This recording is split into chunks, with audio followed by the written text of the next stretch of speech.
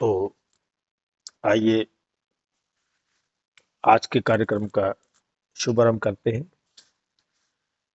अभी मैं कुछ भाई बहनों को सुन रहा था, अच्छे अच्छे विचार दे रहे थे। कुछ एक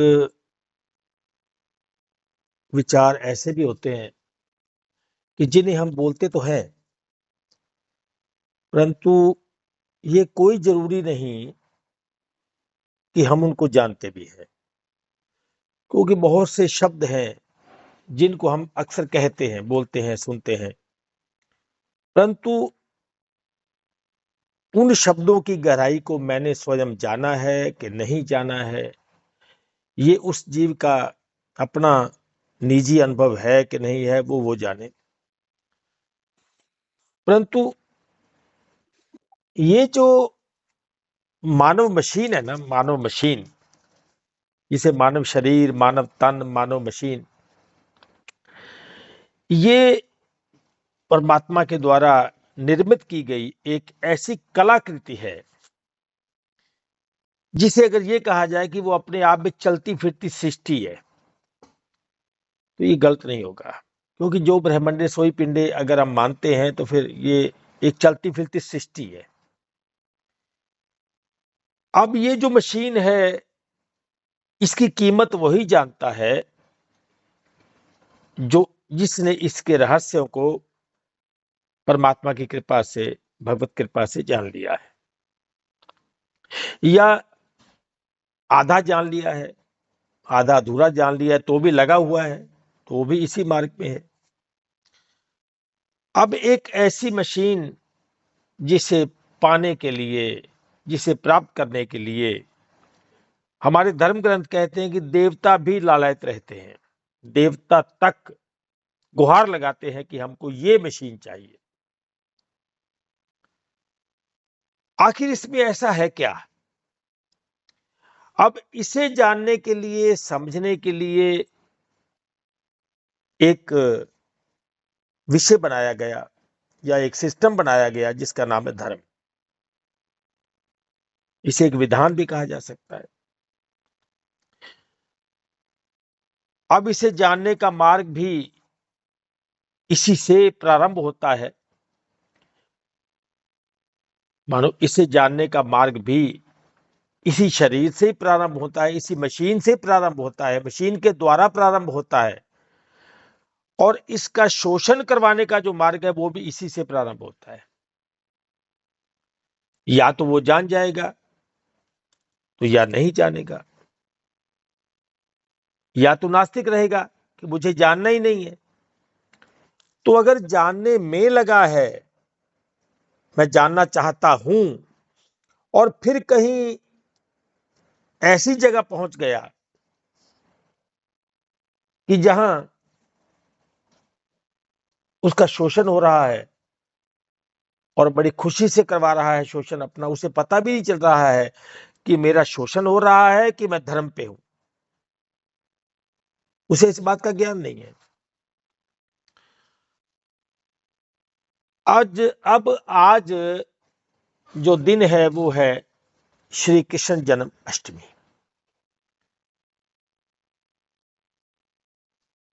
अब आज के दिन श्री कृष्ण जी की खूब झांकियां निकलेंगी, खूब मंदिरों को सजाया जाएगा, गली गली, सड़क सड़क, हर मंदिर में उनका जो, उनके मूर्तियों को, उनके फोटो को, और छोटे छोटे बच्चों को कृष्ण बनाया जाएगा, उनकी झांकियां निकाली जाएंगी। तो आज ये होगा। तो हम इस पर्व को मनाते क्यों हैं? सबसे पहली बात, क्यों मनाते हैं? इसके पीछे का कारण क्या यही है कि बस ये झांकियां निकालो, छोटे बच्चों को कृष्ण बना दो, फिर उसकी मूर्ति को ज्यादा से ज्यादा सजाओ, जो ज्यादा सजाएगा उसकी हम तारीफ करेंगे कि सबसे बढ़िया मंदिर तो वो था। अब ये तो सारा धन का काम है। अब किसी ने इसमें 1,000 रुपया खर्च किया, उसकी कैपेसिटी केवल 1,000 रुपया की थी, और किसी ने इस पर 1 करोड़ रुपए खर्च किया, तो जाहिर सी बात है कि जो करोड़ वाला है उसकी मेहनत ज्यादा होगी, उसके अहम की पूर्ति सबसे ज्यादा होगी, इसमें कोई संदेह नहीं। पर वास्तविकता क्या है? कितने वो लोग हैं जो इसकी वास्तविकता को जानते हैं? एक छोटी सी बात है, किसी का नाम तो नहीं लूंगा, तो मुझे वहां जाने का मौका मिला। मानो किसी संस्थान ने मुझे आमंत्रित किया, क्योंकि उनके एक जो परिचित थे, एक बार उनसे मुलाकात हो गई, तो जब उनसे वार्ता हुई तो उसमें एक दो कविताओं का प्रयोग किया गया जो समाज को आईना दिखाने वाली थी, सत्य का आईना। तो जब उस कविता को बोला गया तो उन्होंने कहा कि क्या ये कार्यक्रम आप हमारी स्टेज पे दे सकते हैं? मैंने कहा कहाँ? बोले फलां शहर में है, तो वहां पे आप आइए, तो इसी को हमारी स्टेज पर दीजिए। हमारे वहां हजारों लोग आते हैं और बड़े वीआईपी लोग आते हैं वहां पे, बड़े वीआईपी। चलिए, उनके निमंत्रण को स्वीकार किया गया। उसके बाद वहां का जो टिकट वगैरह हुआ, वहां पहुंचे तो वहां स्वागत खूब अच्छे से हुआ। उसके बाद वो तीसरे दिन जब मेरी टर्न थी बोलने की, तो जब उस कविता को बोला गया तो खूब तालियां बजी, खूब वाहवाही हुई, और उन्होंने अपने उस कार्यक्रम को टेलीविजन पे भी दिखाया। मुझे लोगों के फोन भी खूब आए, ये आपने बहुत अच्छा बोला जी, हमें इसकी वो कविता की अगर आपके पास है तो उसकी एक फोटो, उसकी फोटो कापी, ये वो। वहां भी खूब, जब मैं वहां से निकला तो वहां भी खूब उन्होंने मांगी, तो मैंने दी फोटो कापी। मैंने कहा जी करवा लो आप। तो एक बंदा आया, उसने वो 40-50 कॉपी करवा ली उसके और सबको बांटने लगा वो। चलिए, अब आया उसके उनके कार्यक्रम का अंतिम दिवस। अंतिम दिवस वो था क्वेश्चन आंसर सत्र। तो जब उनकी स्टेज को पहले दिन मैंने ध्यान से देखा तो उसमें अनेक महापुरुषों के चित्र लगे हुए थे। उसमें महात्मा बुद्ध भी थे, श्री गुरु नानक देव जी भी थे, श्री कृष्ण जी भी थे, ईसा भी थे। ऐसे मानो अनेक चित्र लगे थे। अब पूरे तो मुझे भी याद नहीं है। तो उन्होंने कहा भी कोई भी आप किसी भी प्रकार का प्रश्न करिए तो हमारे ये भाई साहब हैं वो आपको उत्तर देंगे। अब उन 4-5 दिनों में मैंने जो सुना तो मैंने उनको नोट कर लिया, हाईलाइट में थोड़ा थोड़ा नोट कर लिया कि ये क्या बोल रहे हैं।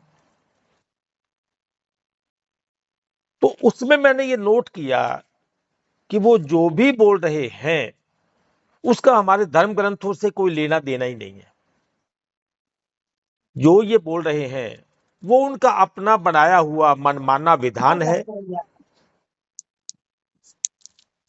कोई किसी भाई का माइक खुला है। तो ये उनका अपना मनमाना विधान है, परंतु वो ऐसा नहीं मानते। वो किसी एक विशेष व्यक्ति को अपना सब कुछ मानते हैं, तो उसी की वहां पे बात करते हैं। मतलब मेन टॉपिक, जो मेन विषय है वो उसी के इर्द गिर्द घूमता रहता है। तो वहां पे अब ये इंडियन एक्सप्रेस वाले, ट्रिब्यून वाले, ये सब आए हुए थे। तो मुझे भी मौका मिला कि, क्योंकि मैं तो उनकी स्टेज पर बोल चुका था, तो मुझे मौका तो मिलना ही था कि आप भी कोई प्रश्न रखिए। मैंने कहा जी आप छोड़िए, मेरा प्रश्न थोड़ा और टाइप का है, तो आप थोड़ा बुरा मान जाएंगे। तो बोला अगर आपका प्रश्न सत्य है तो बुरा मानने की कोई बात ही नहीं है। मैंने कहा जी है तो सत्यवाचक। तो बोले आप प्रश्न रख सकते हैं। तो उनका वो जो उत्तर देने वाला व्यक्ति था, उसने कहा जी मैं आपके प्रश्न को सुनना चाहता हूं, आप बोलिए। मैंने कहा जी ये जो आपने अपनी स्टेज पर इतने सारे चित्र लगाए हैं, क्या आप इनको स्वयं मानते हैं? बोला जी बस इतना ही प्रश्न है आपका? मैंने कहा नहीं, यहां से शुरू होगा। तो बोले सोचिए कि अगर हम इनको मानते ही नहीं तो इनके चित्र लगाए क्यों? तो मैंने कहा मान लो कि आपने श्री गुरु नानक देव जी का चित्र लगाया है, आपने श्री कृष्ण जी का चित्र लगाया है, तो क्या आप इनको मानते हैं? बोले जी महापुरुष है, मानते ही हैं। मैंने कहा नहीं नहीं, ऐसी बात मैंने नहीं पूछी। मैंने कहा कि अगर इनको मानते हैं तो क्या इनकी वाणी को भी मानते हैं? मान लो आपने श्री कृष्ण जी का चित्र लगाया, श्री गुरु नानक देव जी का चित्र लगाया है, तो ईसा मसीह जी का चित्र लगाया है, महात्मा बुद्ध का चित्र लगाया है, तो क्या आप इनके ग्रंथों को स्वीकार करते हैं कि उनमें जो कहा है वो सत्य है? बोले नहीं नहीं, हम किसी धर्म ग्रंथ को नहीं मानते हैं। तो मैंने कहा जब आप धर्म ग्रंथ को मानते ही नहीं है तो इनके चित्रों का लाभ? जब आप इसको मानते ही नहीं है उनको, क्योंकि श्री कृष्ण जी जो हैं उनका ज्ञान तो श्रीमद् भगवत गीता में है, तो उनके ज्ञान का अर्थ तो यही है। मैंने चलो एक दो श्लोक बोले, वहां उसका उत्तर बोला, वो आपको भी बोलूंगा। तो अगर आप उस ज्ञान को स्वीकार नहीं करते हैं, जैसे मैंने कहा जी आप यहां के मुखिया हैं, श्री कृष्ण जी ने कहा है कि जो व्यक्ति परमात्मा को तत्व से जानता है वही वही परमात्मा का है, वही धर्म का जानकार है, वही धर्म को जानता है, जो भी मानो। तो क्या आपने परमात्मा को तत्व से देखा है? परमात्मा के तत्व को जानते हैं?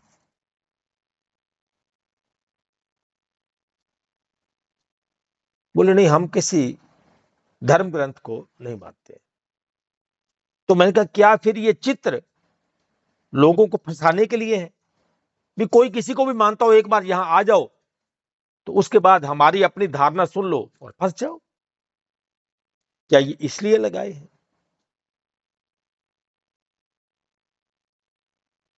मेरी उस बात का कोई उत्तर नहीं दिया गया।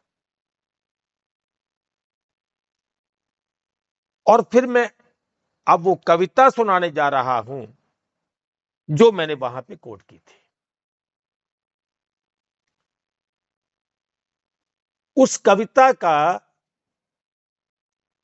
जो शीर्षक था वो ये था कि मैं सत्य कहना चाहता हूं,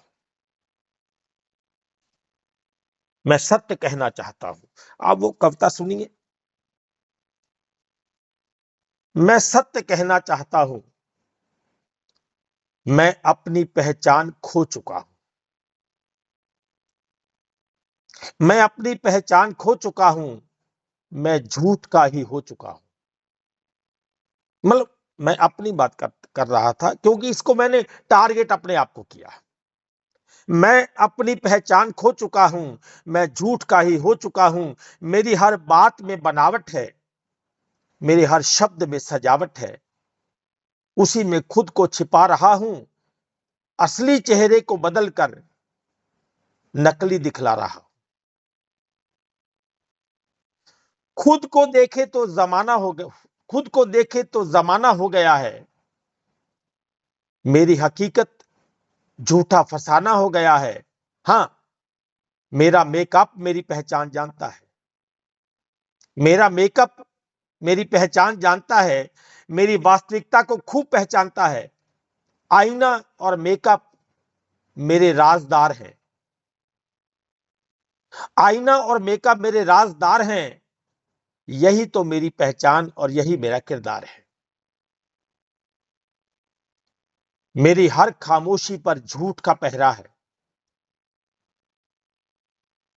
अभी एक भाई साहब बता रहे थे कि जो मौन है ना, मौन में शांति है। तो इसी पर एक लाइन श्री गुरु नानक देव जी ने अपनी वाणी में कहा कि मूंड मुंडाए जटा सिर बांधे मौन रहे अभिमाना। कई बार मौन अभिमान का कारण भी बन जाता है। ये तो मौन रहता है जी, ये तो 12 साल से मौन है, 8 साल से मौन है, 6 साल से मौन है, तो कहीं ऐसा तो नहीं मैं जानता तो कुछ भी नहीं, तो मौन ही मेरे अभिमान का कारण या मेरी प्रसिद्धि का कारण बन जाए। तो मौन कब, कैसा मौन? एक ऐसा मौन भी है जब कुछ जान लिया तो उसको अब बता ही नहीं सकता, शब्दों में बोल नहीं सकता, क्योंकि वो मेरा अनुभव है। वैसा ही जैसे मैंने एक चम्मच शहद मुंह में डाल दिया, अब कोई पूछता है भी शहद कैसा था, मैं इतना ही बोल सकता हूं मीठा, बस। अब उसकी मिठास का वर्णन नहीं कर सकता, क्योंकि भाषा में कोई ऐसा भाषा बनी नहीं है जिसमें एक्यूरेट शहद को जब मैं वर्णन करूं तो उसको मिठास आने लगे, उसको वो टेस्ट आने लगे। तो मैंने ये कहा था कि मेरी हर खामोशी पर झूठ का पहरा है, पर अंदर झूठ है, बाहर मैंने खामोशी को पहरे पे बिठा दिया है कि आप बैठो, जो भी आए उसको ये लगना चाहिए कि मैं तो खामोश हूं भाई, मैं तो बहुत कुछ जानता हूं, मैं तो ज्ञानी आदमी हूं, जानकार हूं। मेरी हर खामोशी पर झूठ का पहरा है, मेरा हर सच सच में गूंगा और बहरा है। मेरी बुद्धि पर मेरा लोभी मन सवार है, फरेब की नौका है और अहम की पतवार है। जो सोचता हूं वो कह नहीं पाता हूं, क्योंकि कहने वाला वो है नहीं, अच्छा नहीं है। जो सोचता हूं वो क्यों कह नहीं पाता हूं, सत्य के उजाले को क्यों सह नहीं पाता हूं। सत्य अपने आप में इतना कड़वा है, इतना कड़वा है कि नीम तो उसके सामने बेचारी बच्ची है।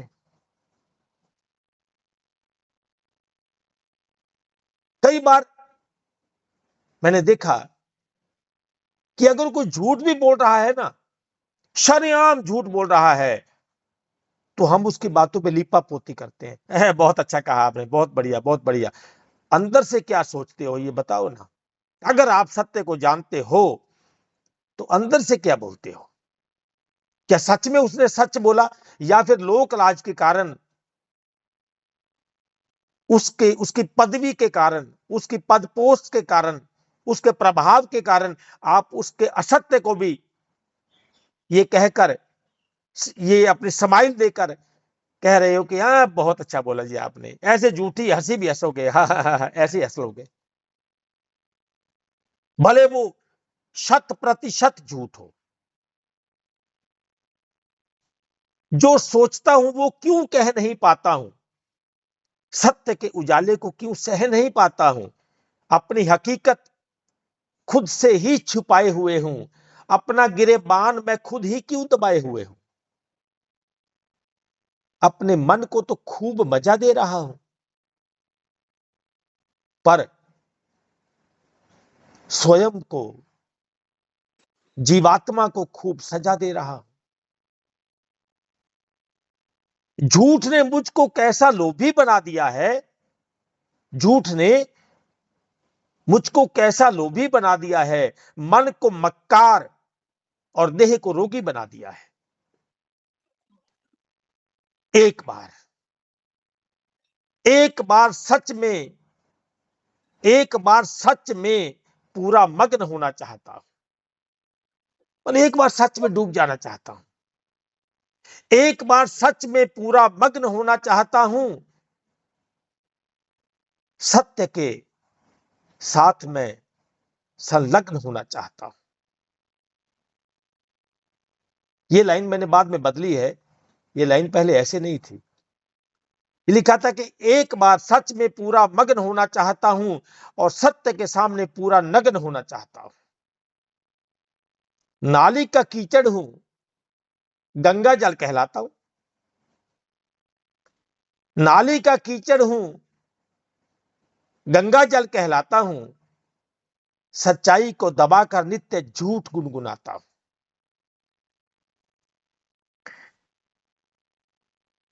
मेरे विकार तो मुझको भगवान से भी प्यारे हैं।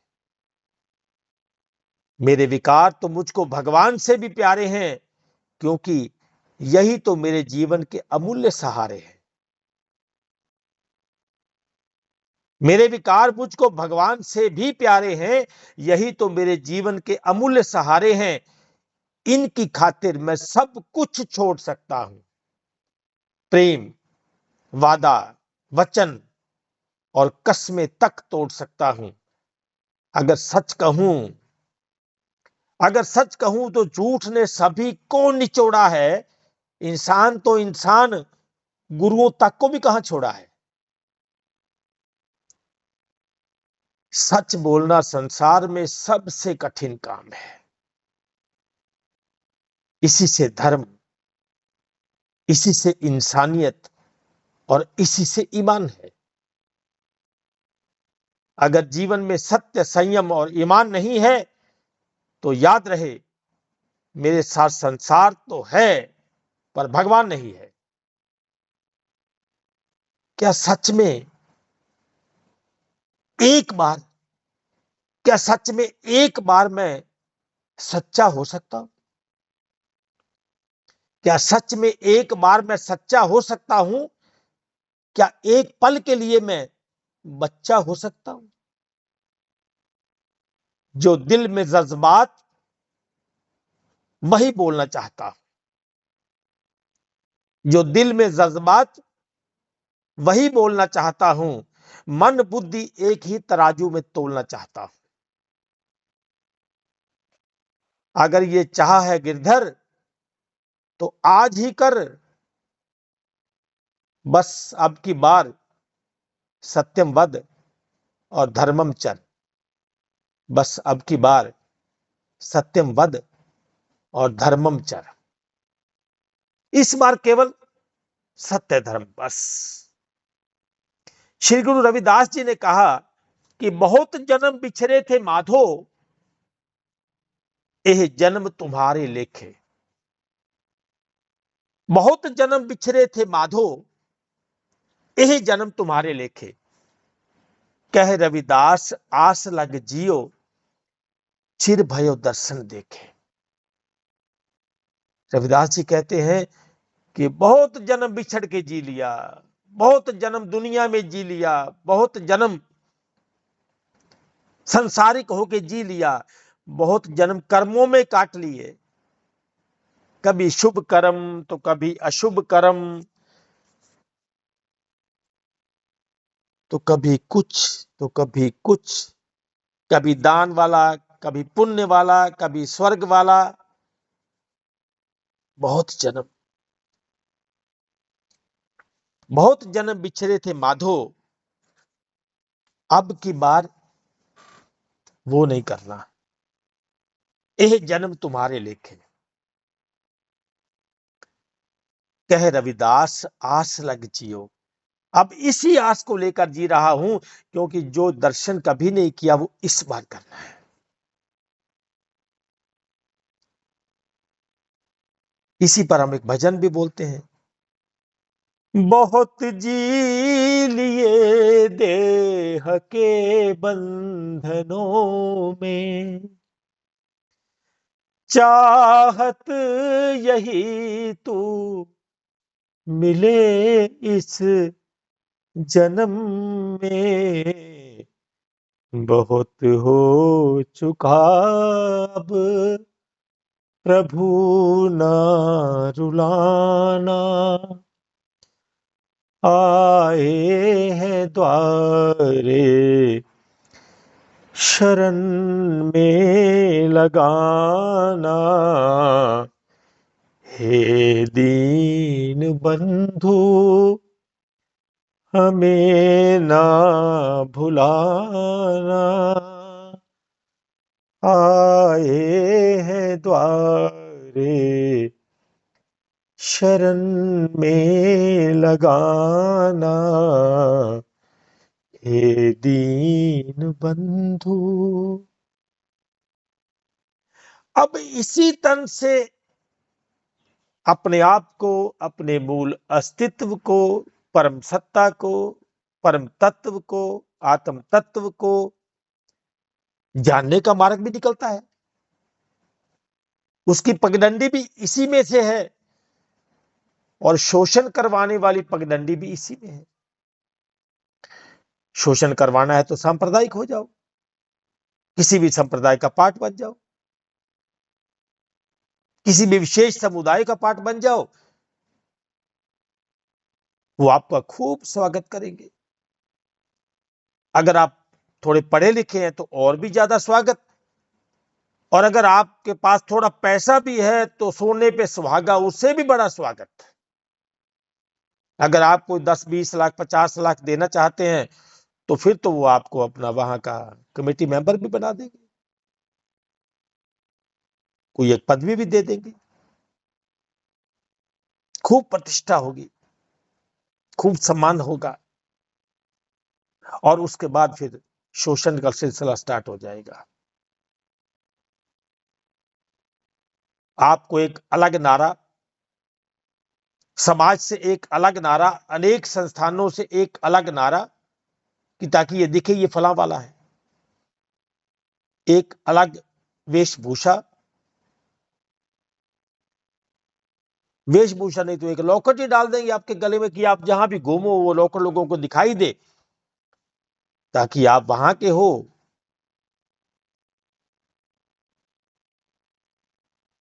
मतलब आपके गले में वो एक ऐसा शब्द मैं बोलना नहीं चाहता, वो डाल दिया जाएगा, आप उसी पत्ते को लेके घूमते रहो। या फिर अगर और भी ज्यादा करेंगे तो आपके वस्त्रों की या आपके शरीर को एक विशेष प्रकार की बनावट दे दी जाए कि आपने ऐसे होना है, आप ऐसे रहना।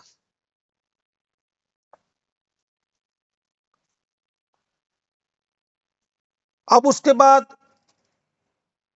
आप अपने ही परिवार का, जहां आप पैदा हुए, उसका विरोध करने लगेंगे, क्योंकि आपको लगेगा केवल मैं सच्चा हूं, ये झूठे।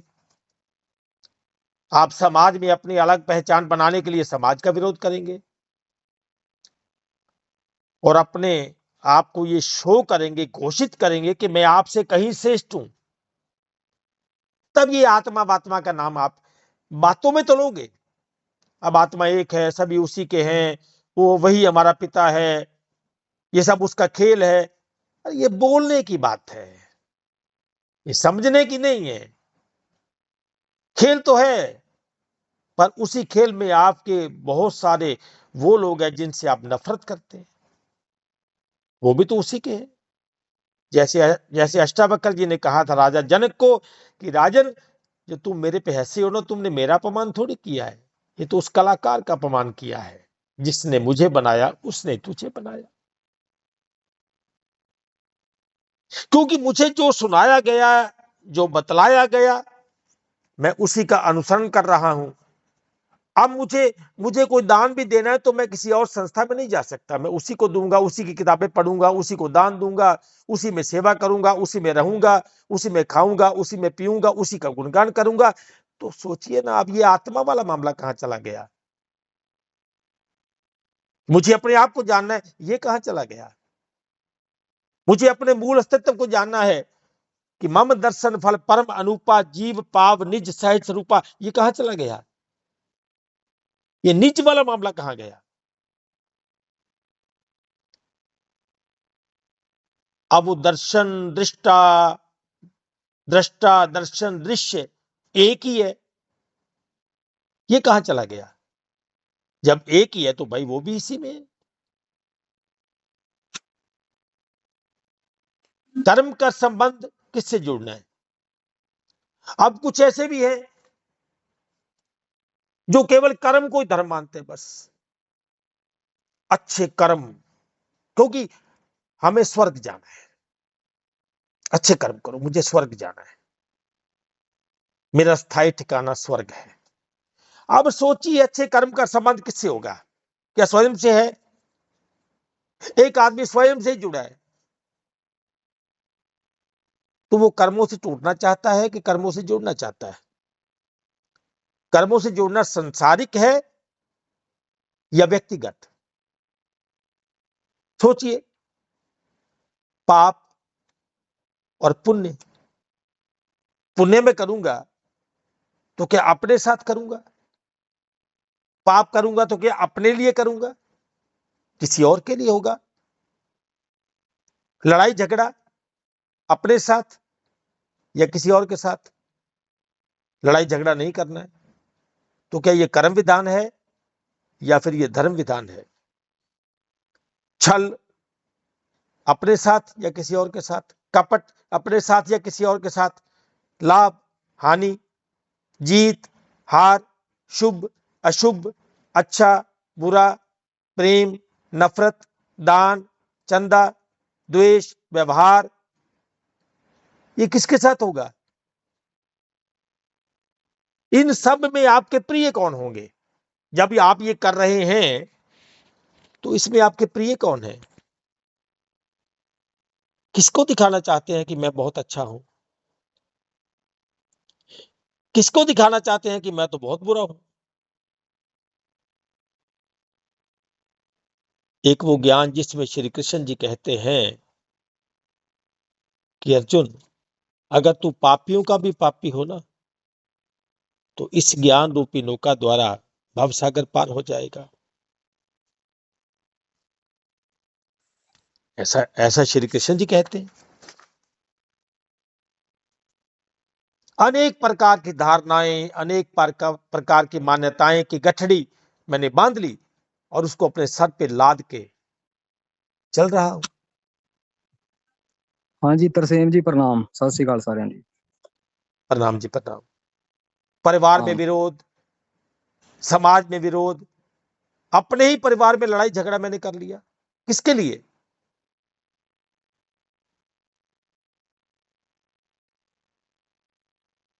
और मैं केवल और केवल किसका अनुसरण कर रहा हूं? क्या परमात्मा का, क्या परमेश्वर का? अब मैंने कर्म विधान को धर्म विधान बना दिया। हूं कर्म विधान पे, पर मुझे लगता है कि मैं धर्म विधान पे हूं। अब ज्यादा से ज्यादा जो स्वर्ग की प्राप्ति करना चाहते हैं, तो सच में वो क्या चाहते हैं? क्योंकि धर्म ग्रंथ तो स्वर्ग को भोग जो नहीं बताते हैं। क्या वो मुक्ति है? जो अजन्मा है, जो अजन्मा है, वो स्वर्ग में जाकर जन्म लेना चाहता है या स्वर्ग में जाना चाहता है? तरसेम जी एक बेनती कर दूं, आप करते रहे उसी में जवाब दे देना। एक बेनती करूं सवाल रूप में? जी जी तो मुड़ के आपका पास टाइम थोड़ा लिमिटेड होता है। जी जी सुबह जब 8 बजे जी खुला तो जी भैया होशियार सिंह जी ने एक शब्द पढ़ा कि तस्वीर देख के मेरा मन मगन हो जाए, ऐसे कुछ बोला था। मुड़ के ना मेरी बैटरी लो गई, मैं पूछना तो उनसे था लेकिन वो ग्रुप में है नहीं। अब देखो आप दर्शनों की बात कर रहे हो कि कौन सा आप आत्मा की बात हम सुनते हैं करते हैं, पर उसको क्या जानते हैं, उस रूप को जानते हैं। गुरु ग्रंथ साहब महाराज की वाणी में भी आता है, दर्शन परसिए गुरु के तो जन्म मरण दुख जाए, दर्शन भेटत पाप सब नासे। आप बिल्कुल ठीक ठीक कह रहे हो कि अब 99% तो उलझाने वाले ही हैं, पर ये भी एक बात सत्य है। देखो हम गुरु तेग बहादुर जब साहब की आप हम हिस्ट्री देखते हैं, तब तो वहां 22 मंजियां लगी थी। अब मान लो 22 लाख लगी हैं, यहां मान के चलो वहां 22 बंदे झूठे बैठ गए थे, पर फिर भी पूर्ण मिल गया। इसी तरह इसी तरह इसी तरह मान लो आज 22 लाख गलत हैं, पर फिर भी पूर्ण कोई होगा। क्योंकि देखो आपने जो हमें समझाने की कोशिश कर रहे हो ना, ठीक है ये आपके सवाल हैं, पर इसका हल भी बताते जाओ ना। आपने वो उस रूप की बात की, उस दर्शनों की बात की, उस भक्ति की बात की। हमारे बीच देखो लांबा साहब हैं, मुझे मुझे नहीं लगता कि जितनी इनकी स्टडी है किसी की हो सकती है। मैंने जब इनकी फर्स्ट डे इंट्रोडक्शन कराई थी ना, ये अब तक लगभग 5 लाख किताबें पढ़ चुके हैं और लिख चुके हैं। इतनी स्टडी है इनकी, तो मुझे लगता है कि इनके जितना किसी को भी ज्ञान नहीं शायद मेरे मेरे हिसाब से होगा। पर ये भी एक नतीजे पे आए हैं कि संत के बगैर नहीं गति होगी। तो बानी भी ये कहती है कि संत न होते जगत में तो जल मरता संसार। अब मैं आपको ये आपसे आंसर चाहता हूँ, आपके जितने भी ये सवाल हैं सारे, अब आंसर चाहता हूँ। मान लो एक टीचर है, वो टीचर है, कहती है कि मैं खुद क्वालिफाइड हूँ, मैं बच्चे को स्कूल ही भेजूंगी, मैं बच्चे को खुद घर पढ़ाऊंगी। मुझे ये बता दो उस बच्चे को कौन सी यूनिवर्सिटी या कौन सा कॉलेज उसको सर्टिफिकेट देगा? ठीक है, रॉन्ग है, 99% रॉन्ग है। पर फिर भी यहाँ ये नहीं भी बात नहीं है कि यहाँ पूर्ण नहीं है। आपको हमको क्या लगता है कि हम अपनी भक्ति से, अपनी मेडिटेशन से, अपने ध्यान से उसको मिल सकते हैं? अपनी छोड़ो, मैं आपको नहीं कह रहा, मैं आपका हिस्सा हूँ। पहले मेरे पे ये सवाल है कि देखो, हम तो एक जन्म क्या कई जन्म ले लेना। हम गुरुओं का इतिहास देखो, उठा के देखें, गुरु अमरदास जी महाराज देख लो, कितना चिर घूमे, कितने अधूरे मिले, पर जब पूरे मिले ना, उस गद्दी के मालिक हो गए। ये जो वेदांत है ना, ये जो वेदांत है, इसका जो है ना, ये उसके बगैर नहीं पूरा होगा। सवाल अब आगे पहचान की, मैं अपने सवाल पे वापस आता हूँ। उन्होंने तस्वीर की बात की कि तस्वीर देख के मन मगन हो गया। कौन सी तस्वीर है वो? जो हमने तस्वीरें बनाई हैं प्रेजेंट तक, हम गुरु गुरु साहब की देख लेते हैं, पहली पातशाही से लेके 10वीं पातशाही। ये शोभा सिंह की एक मन की उनकी कल्पना है, उन्होंने तस्वीर बना दी। तब कलम नहीं होती थी, मूर्तियां बन गई। सवाल ये है कि हमारे बीच मूर्ति या तस्वीर क्यों आई और कैसे आई? वाणी में आता है, रूप ना रंग ना रेख कुछ, त्रै कुन से प्रभ पिन, तिससे बजावे नानका जिस तो सो प्रसन्न। अब देखो, इतने बड़े रूप को, रंग को, रेख को, वो तो हमारी समझ में नहीं। तो वाणी में ये भी आता है कि हर का सेवक हर के जैसा, भेद ना जानो मानस जैसा।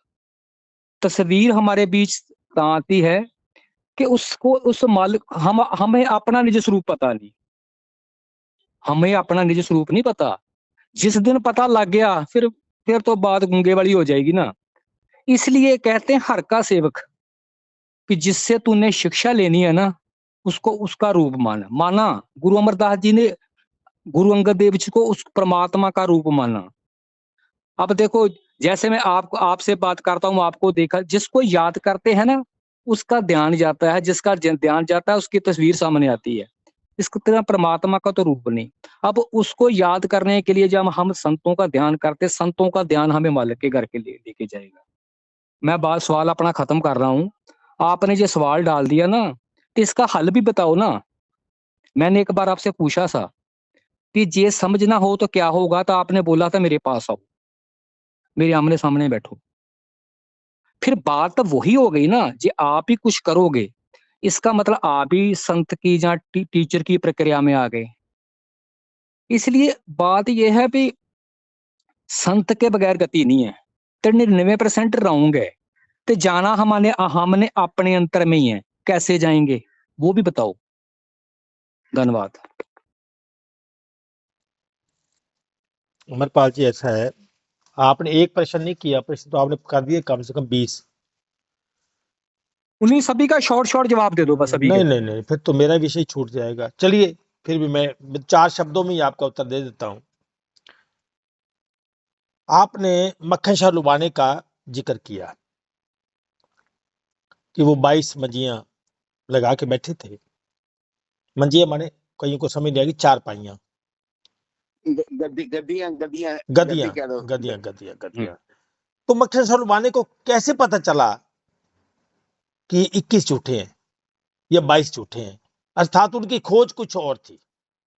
दूसरी बात, अब आपने कहा कि फलां गुरु इतने गुरुओं के पास गए, जब तक सत्य नहीं मिला तब तक वो जाते रहे ना, जाते रहे, वो रुके नहीं, वो झुके नहीं, वो किसी दबाव में नहीं आए, वो किसी किसी प्रेशर में नहीं आए।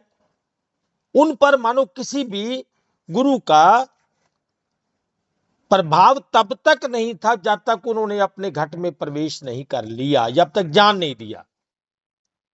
अगर वो भी ध्यान करते रहते, आपने कहा अंत में आपने कहा उसका सब प्रश्नों का उत्तर भी दे दिया आपने कि संतों का ध्यान हमें परमात्मा की ओर ले जाता है।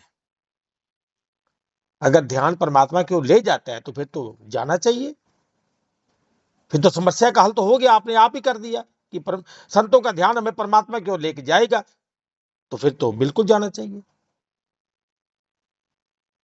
फिर हमें किसी का भी ध्यान कर लेना चाहिए, जिसको हम सर्वश्रेष्ठ संत मानते हैं उसका ध्यान करो और परमात्मा की ओर जाओ। क्योंकि अगर उन जिनकी आप मिसाल दे रहे हो, आपने अपने पर कितनी लागू की है, आप कितनों के पास गए हो, कम से कम आप भी ना टिको। फिर आप चलते चलो चलते चलो चलते चलो, तो परमात्मा तो जानता है ना इसकी इच्छा क्या है, परमेश्वर तो समझता है ना इसकी इच्छा क्या है, इसकी तड़प, इसका प्रेम, इसकी इच्छा, इसकी श्रद्धा, इसका लक्ष्य मैं हूं। और जब आप ऐसे चलोगे, एक को छोड़ोगे, दो को, पांच को, 10 को, विवेकानंद जी ने 52 किए थे, 52, 52, क्योंकि उनका जुनून था। केवल इच्छा से काम नहीं चलता है, जुनून से काम चलता है। मैं तो इसका भुगत भोगी हूं। मैं भी कहां एक के पास गया था, कितने नाम गिनवाऊं, क्या लाभ मिलेगा, किसके लिए किया, आपके लिए नहीं, अपने लिए किया, समाज के लिए नहीं किया, अपने लिए किया, भागता रहा भागता रहा भागता रहा। जब तक जाना नहीं तब तक माना नहीं। मैं तो यही सलाह दूंगा कि आप भी रुकिए मत, क्योंकि जीवन चलने का नाम, चलते रहो सुबह शाम, रास्ता मिल जाएगा, मंजिल मिल जाएगी। भागने का काम है, भटकने का काम है, जो भटके नहीं उनको मिला भी नहीं। यही उत्तर दूंगा। नहीं तसेम जी ठीक है आपका, चलो बहुत बढ़िया आंसर है आपका, आपकी बहुत लंबी लाइफ है। जो आप इतना घूम के इतना लास्ट जहां स्थित हुए हो, वह वो उसकी पहचान क्या है, बात है पहचान की। बस बस सो बस जन बस निर्मल बस बस, रुको रुको, मैं समझ गया, जिन क्योंकि फिर लंबा हो आपशाता जाएगा। सेल्फ रियलाइजेशन गॉडलाइजेशन, जी वो कैसे होगी? जी, बस 2 शब्दों में उत्तर है इसका। क्योंकि जब प्रश्न पर प्रश्न होते जाएंगे तो आप भी उलझ जाओगे, मैं भी उलझ जाऊंगा। आपने कहा कि आप रुके कैसे, तो जब अपनी पहचान जानी तभी उसकी पहचान जानी। जो आपने कहा था ना कि रूप न रंग न रेख किछ, त्रैगुण ते प्रभ भिन्न। अब सोचिए, जब आप किसी शरीर का ध्यान करोगे तो क्या वह रूप वाला नहीं है? तो क्या आप श्री गुरु ग्रंथ साहिब का सम्मान कर रहे हो कि विरोध कर रहे हो? जब रूप न रंग न रेख किछ त्रैगुण ते प्रभ भिन्न, जब वो 3 गुणों से न्यारा है, 3 गुणों से अलग है, तो फिर ध्यान भी 3 गुणों से अलग होना चाहिए। जब मेरा ध्यान तो 3 गुण में है, ध्यान तो मैं 3 गुण में है, सेवा मेरी 3 गुण में है, दान मेरा 3 गुण में है, लगाव मेरा 3 गुण में है, प्रेम मेरा 3 गुण में है, मोह मेरा 3 गुण में है, और चाहता हूं मैं 3 गुण से परे वाले को हूं, कैसे मिलेगा? फिर 3 गुण को छोड़ो, उसके लिए भागो बस। और उसको उस पर भागते भागते अगर प्राण भी चले जाए ना, तो भी मैं एक तुच्छ सा भक्त होकर बोलता हूं कि आपके जीव की दुर्गति नहीं होगी। अगर आप उसको बिना जाने भी अगर धरती से चले जाओगे, परंतु 3 गुण से परे वाले को, मुझे 3 गुण से परे वाला चाहिए, वो मिले ना मिले, अब 3 गुण को प्रणाम तो नहीं करूंगा। कम से कम भक्ति के मामले में 3 गुण में नहीं आऊंगा मैं। जहां 3 गुण है वहां नहीं प्रणाम, वहां नहीं झुकना। उसको प्रणाम करना माने 3 गुण को प्रणाम, माने माया को प्रणाम। क्योंकि चेतन जड़ की पूजा तो नहीं करेगा, वो स्वयं चेतन है। और जो वो बिना रंग बिना रूप बिना आकार वाला है, तो सोचो क्या आप रंग रूप आकार वाले हैं? आप भी तो रंग रूप आकार वाले नहीं है, आप भी निराकार हैं, आप भी निर्गुण है, क्योंकि जीव और परमात्मा का तो एक ही रूप है, एक ही स्वरूप है। आप भी बिना रंग वाले, बिना रूप वाले, बिना आकार वाले, बिना नाम वाले, बिना स्थान वाले हैं, और परमात्मा भी बिना रंग वाला, बिना रूप वाला, बिना आकार वाला, बिना स्थान वाला है। अगर तो परमात्मा की चाह है, अगर तो परमात्मा की चाह है, तो ये करके देखो, जीव की दुर्गति नहीं होगी। परमात्मा ने ना तो कोई संस्थान बनाया है, क्योंकि उसका संस्थान तो सारी सृष्टि है उसकी। इस धरती का एक एक कण का स्वामी वो है। यहां किसी की मालकी नहीं है, किसी की कोई मालकी नहीं है। अगर है तो मेरी बात का आप खंडन कर दीजिए कि नहीं भाई आप तो गलत बोल रहे हैं, उसकी मालकी तो। तरसेम जी, अच्छा मैं लास्ट में एक बात कहूंगा छोटी सी। मैंने पूछा पूरे की पहचान, मेरी बात सुन लेना प्लीज। पूरे की पहचान है जी। सब धर्म में श्रेष्ठ धर्म, हर का नाम जप निर्मल कर्म। वो जो पूर्ण संत होगा ना, वो आपको इस धर्म, इस सब जो जिसमें हम पड़े हुए हैं, इससे आपकी सुरत को ऊंचे लेके जाएगा। दूसरी पहचान वो आपके अंतर में लेकर आपका स्वरूप ही आत्म स्वरूप आपको दिखलाएगा और समझाएगा। नहीं, परमात्मा कहीं बाहर नहीं है। एक मिनट रुको। नहीं, आपने मेरी बेनती एक शब्द आपने गलत बोल दिया, एक शब्द आपने गलत बोल दिया। हो जाने दो उनकी, रूप को, बहुत गहरी रूप, आप बात पूरी हो जाने दो। जी बोलिए। मेरी बात नहीं ना, बात नहीं पूरी मेरी हुई अभी। मेरी बात सुन लो, मैं एक मिनट बोलूंगा, मैं सवाल ही रख रहा हूँ। 4 प्रश्न मत करना, एक ही करना बस। एक ही करूंगा, एक ही। पूरे की पहचान को सब धर्मों से ऊपर होगा, और ये नहीं कहेगा कि कहीं परमात्मा 3 लोकों में, वो अपने आप को दिखाएगा। हम सब चलते फिरते परमात्मा हैं। हमको अपनी ही आत्मा में, हमारा आत्मा रूप, आत्म स्वरूप, वे हमें वो लेके जाएगा, जे है पूर्ण, और कहेगा भैया तू ही परमात्मा है, बाहर मत ढूंढ, तू परमात्मा है खुद। Self realisation, God realisation. Thank you. अब कहूं, अगर आप ही परमात्मा हो और आपने इसको जान लिया, आपने इसको देख लिया, अमल परमात्मा हो गए, तो फिर ध्यान किसका करोगे? अपना? अब रुक जाइए आप यहाँ पर।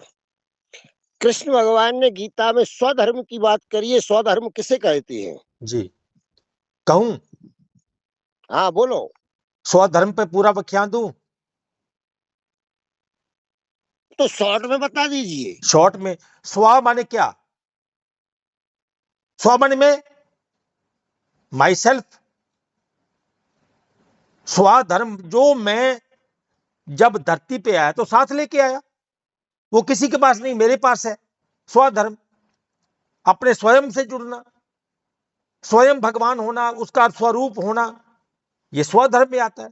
तो पर धर्म क्या है? किसी और का ध्यान करना, किसी और को मानना, किसी और को सम्मान देना। 3 गुण वाले को, व्यक्ति, वस्तु, स्थान, 3 तो है संसार में, चौथा तो कोई है नहीं। किसी स्थान से जुड़ना, किसी व्यक्ति से जुड़ना, या किसी वस्तु से जुड़ जाना। अपने आप से जुड़ना माने स्वधर्म। अपने आप से ही जुड़ना माने स्वधर्म में आएगा। जब मैं अपने से कहीं और जा रहा हूं, अपने से कहीं आगे पीछे हो रहा हूं, तो माने मैं परधर्म में हो गया। स्व का मतलब तो यही निकलता है ना, श्रेयान स्वधर्मो विगुणः पर धर्मात्व स्वनुष्ठितात् स्वधर्म में निधर्म श्रेय पर धर्मोभ्याव्यः। अच्छी प्रकार आचरण में लाए हुए, इसका अर्थ बता रहा हूं, अच्छी प्रकार आचरण में लाए हुए, किसके? मेरे या किसी और के? अच्छी प्रकार आचरण में लाए हुए दूसरे के धर्म से। मतलब किसी ने अपने अपने आचरण को बहुत बढ़िया तरीके से सजाया गया है, दिखाया गया है। 25 लाख लोग उसको मानते हैं, 25 करोड़ लोग उसको मानते हैं। उसका आचरण में इतना अच्छा आचरण है उसका, इतना अच्छा बंदा है वो, इतना अच्छा भक्त है वो, संत है। उसका आचरण जो है बहुत बढ़िया प्रकार से उसने अपने आचरण को सिद्ध किया हुआ है, घोषित किया हुआ है, दिखाया हुआ है। अच्छी प्रकार आचरण में लाए हुए दूसरे के धर्म से। वो किसका धर्म हुआ? आपका हुआ कि अपना हुआ? उसका है कि आपका है? उसने अपने आप को, उसको लोग 50 लाख लोग उसको मानते हैं, 20 करोड़ लोग उसको मानते हैं। तो वो जानता है, मुझे ये कहा गया कि वो परमात्मा को जानता है, वो परमेश्वर हो चुका है, बाय द वे हो चुका है। तो वो हो चुका है कि आप उसको देख के हो जाएंगे। वो आपका स्वधर्म नहीं है, वो स्वधर्म में नहीं आएगा, वो दूसरे का धर्म है, वो आपसे अलग है। उसने पीएचडी की है, आप उसको दर्शन करने से पीएचडी नहीं हो जाएंगे, डॉक्टर की उपाधि आपको नहीं मिलेगी। अगर आप में कोई गुण नहीं है, कोई भी गुण नहीं है, उसमें तो 20,000 गुण है, और आपके पास कोई भी गुण नहीं है, तो उसकी व्याख्या की है इसमें श्री कृष्ण जी ने। अच्छी प्रकार आचरण में लाए हुए दूसरे के धर्म से गुण रहित भी अपना धर्म अति उत्तम है। कोई भी गुण नहीं है आप में, आप अनपढ़ हो, गवार हो, धर्मशास्त्र पढ़ना नहीं जानते, कुछ नहीं आप में, पर आपके अंदर परमात्मा है, वो निर्गुण है, वो बाहर नहीं मिलेगा, आपके पास है वो। जब आप उसको मानने लगेंगे तो आप अपने आप से टूट जाएंगे। अपने आप को तोड़ने का एक ही तरीका है, दूसरे से जुड़ जाना, दूसरे के धर्म से जुड़ना। गुण रहित भी अपना धर्म अति उत्तम है। क्यों? कारण क्या? आगे बताया गया कि अपने धर्म में तो मरना भी कल्याणकारक है। मैं अपनी खोज करता करता, अपने आप से जुड़ा जुड़ा, अपना ध्यान करता करता, मेरे अंदर है, मैं उसको देखने की चेष्टा करता हूं। मैं भले किसी के पास गया या नहीं गया, इससे कोई फर्क नहीं पड़ता है। महात्मा बुद्ध जी जब घर से निकले तो किसी के पास नहीं गए थे, वो अपने आप से जुड़ने गए थे। जब महावीर जैन निकले थे तो वो किसी गुरु के पास नहीं गए थे, अपने आप से जुड़ने गए थे। बाकी जाने कुदरत, प्रकृति कि वो आपको किससे मिलाती है। अगर किसी से मिलने के बाद भी वो आपको अपने आप से जोड़ता है, अपनी फोटो देता है, अपना ध्यान करवाता है, तो इसका मतलब आप स्वयं से फिर टूटेंगे। स्वयं से कैसे जुड़े, मैं अपने अंदर कैसे जाऊं, वो टेक्निक क्या है, वो तरीका क्या है? अपने धर्म में तो मरना भी कल्याणकारक है। अब सोचिए अपने धर्म में कोई मर भी गया तो कल्याणकारी है, वो कल्याण हो जाएगा उसका। और दूसरे का धर्म भय देने वाला है। जब आप आए तो क्या परमात्मा से खाली आए? हम बोलते हैं, सुनने वाली बात है कि जब हम मां के पेट में थे तब हम उससे जुड़े थे, परमात्मा से जुड़े थे, तब ऐसा। ये फालतू बात नहीं हो जाएगी जब अभी किसी और से जुड़े, अभी किसी और की टोकरी उठा रहे हैं। तो क्या ये अपने से जुड़ना हुआ? सेल्फ रियलाइजेशन माने क्या? अपना चिंतन है या किसी बाबे की प्रशंसा करना?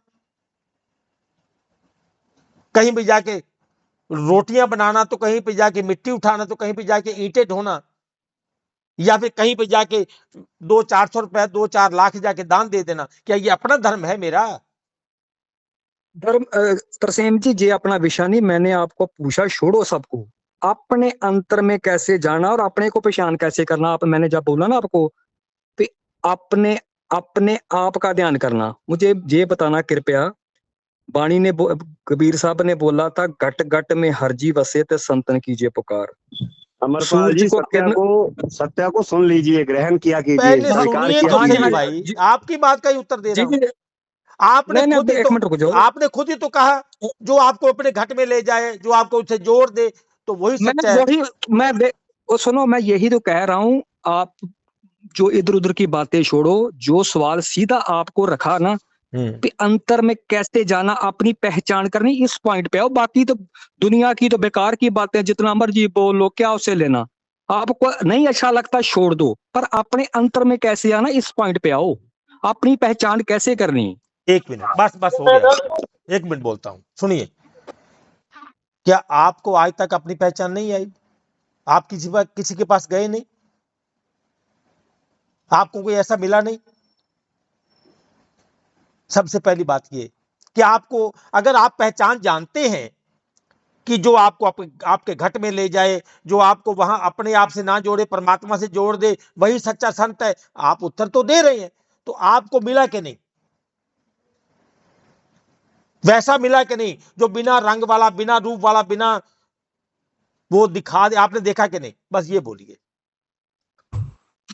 आपका जो एक सवाल था ना, आपने बोला भी जे आप अपने को मानते हो तो परमात्मा क्या ध्यान कैसे करोगे। दो चीजें तो आपने अलग कर दी ना। हम क्या परमात्मा से अलग हैं? तो परमात्मा का ध्यान कैसे करेंगे? उसको हमारे अनुभव में है।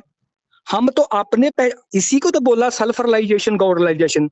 जब जब जिस दिन अपनी पहचान हो गई ना, उस दिन मालिक की होगी। पहले अपनी तो पहचान कर लें।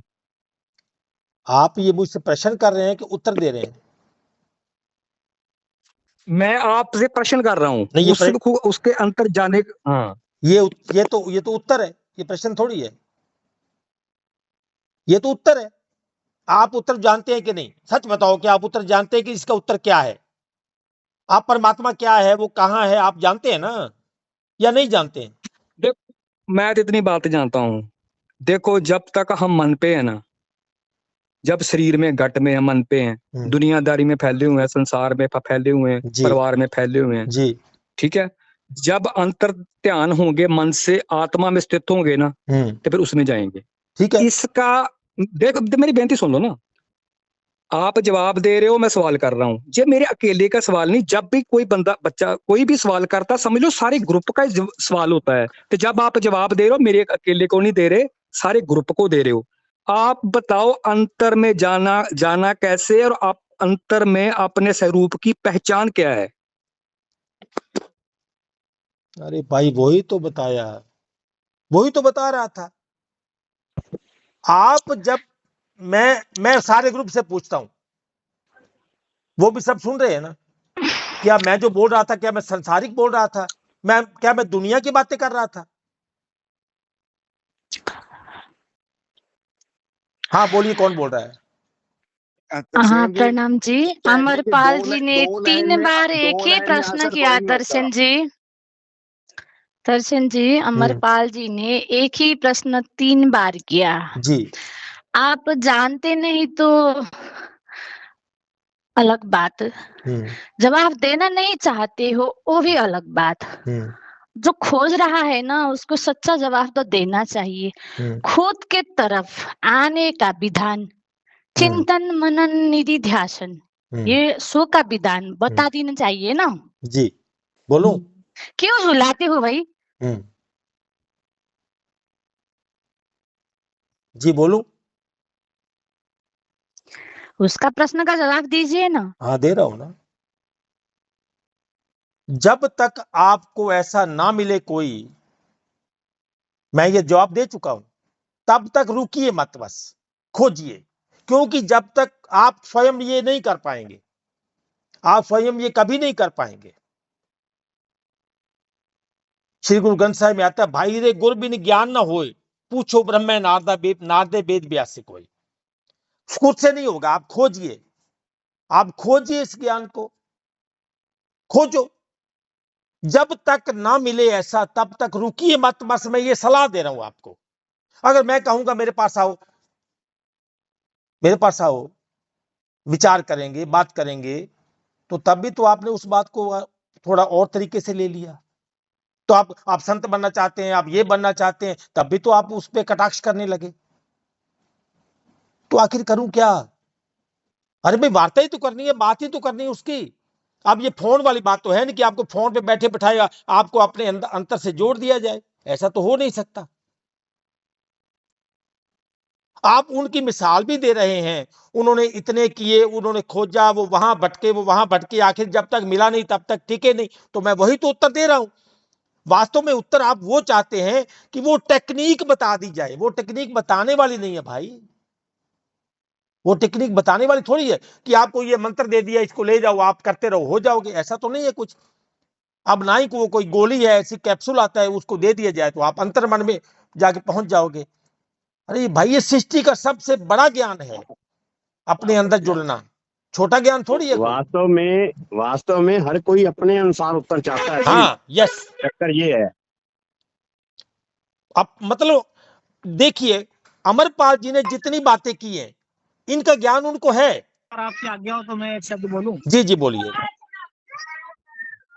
ये अमरपाल भैया से हम कहना चाहेंगे, ये वहां चले जाएं, अरे राधा स्वामी ग्रुप में थोड़ा हो जाए, फिर आके आपसे मिले। मैं देखिए, मैं किसी का ऐसे को कटाक्ष नहीं कर सकता किसी का, क्योंकि ये फिर कटाक्ष वाली बात है। मैं ऐसे शब्द नहीं बोल सकता किसी के बारे में, परंतु यह है कि ये खोजे, बस कहीं भी जाए खोजे, बस खोजी हो तुरंत मिल जाऊं, खोजी को मिलता है। बहुत खूबसूरत। ठीक है ना। तो दोस्तों ऐसा है कि ऐसे ही श्री कृष्ण ने एक बार सिर दर्द का बहाना किया और सब गोपियों को बोला वो अपने चरणों की धूल दे दो, तो उन्होंने मना कर दिया कि हमें पाप चढ़ेगा। अब वही पाप मैं लेने को तैयार हूं। 2 सेकंड मेरे को, 2 सेकंड नहीं, 2 मिनट, अरे 2 मिनट मेरे को सुन लो। बोलिए, स्वागत है आपका, स्वागत है, बोलिए। बहुत सुंदर। तो बहुत अच्छी स्टार्टिंग थी। अपने गंभीर जी ने, तरसेम जी ने बोला कि ये जो पिंड है ये ब्रह्मांडी है, चलता फिरता पिंड। अब आप अपने को चलता फिरता परमात्मा समझो। हम बहुत दिन से कह रहे हैं कि आप परमात्मा हो, ये मजाक में ले लेते हैं। तो यही ये अमृतपाल जी हैं, ये सब लोग, आप लोग मुझे बेवकूफ समझ लो, लेकिन 2 मिनट के बाद देखो, ये अब 2 मिनट के बाद समझना। 2 मिनट प्लीज दे दो, प्लीज 2 मिनट दे दो। एक मिनट